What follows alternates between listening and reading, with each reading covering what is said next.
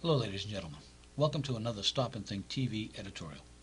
My name is Al Matulowicz. Last night, I was watching 60 Minutes. Interesting program.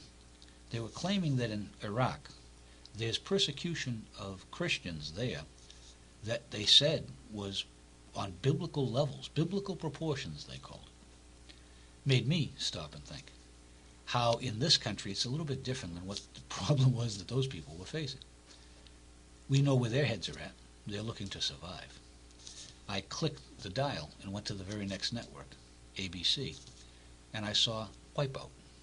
You've probably seen the old Spike TVs where they take the Japanese game show and have two people do voiceovers, almost like Woody Allen's What's Up Tiger Lily back from the 1960s, making a spoof and a satire of the whole game show genre, taken to an extreme by these Japanese producers.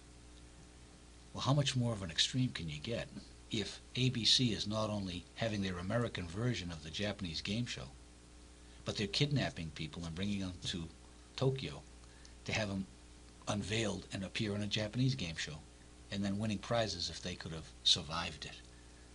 What's become of us, America? What's become of us network executives? How can you go to sleep at night knowing what it is that you put out on the air? Now, it's either one of two things. They'll tell you, well, we're just satisfying the American appetite. This is what the public wants. We have to give them what they want. Isn't that funny? That's what the Roman emperors said as to how and why they gave bread and circus to the masses. What ended up happening with that? On the other hand, you'll give awards in broadcasting in memory of people like Edward R. Murrow. Well, how is this not like, again, something out of biblical proportions where you're celebrating the tombs of your forebears, whose very words would condemn you for what you're doing? Reality TV seems to have injected a whole area of surreality to viewing. It's reality TV only in the sense that the people on the shows aren't quote-unquote television celebrities, stars, or what have you. They're quote-unquote average, regular people. Well, I don't know who you hang around with, but most of the people that I do don't have as many tattoos as the people who I see on reality TV, or have as many emotional issues, or have as many crying jags, or flip out and do as much drama. The only time I've seen that much drama usually is when I'm in divorce court. Now, I know that they'll do these shows because for the low production costs, they get any amount of ratings, that's a profit to them.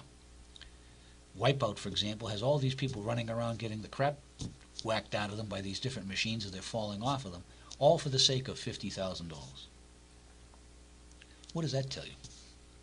Can you go to sleep at night, network executives, knowing that you're acting as an inducement to greater depravity and decadence, dangling that carrot over a bunch of the great unwashed, reaching up for it to try to get their chance for $50,000?